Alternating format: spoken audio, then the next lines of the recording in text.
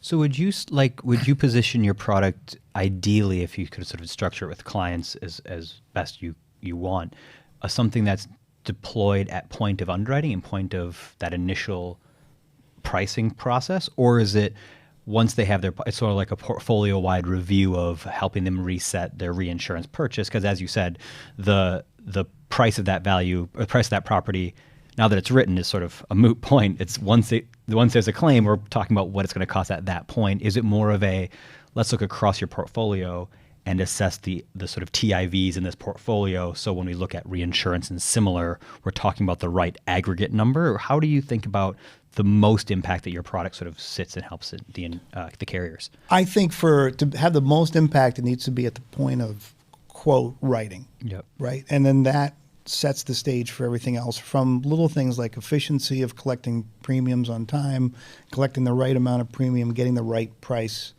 But I don't want to discount looking at the portfolio, right? Mm-hmm. The portfolio it's an equal of importance, and I think the two in balance are how you would look at it.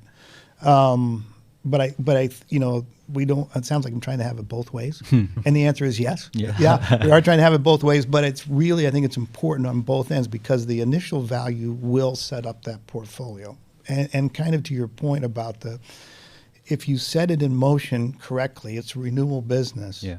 It's not a question of changing everything dramatically every 5 years. It's a question of like a little adjustment along the way, as opposed to a dramatic change. I think what we're seeing now is a dramatic change because outside forces made that change.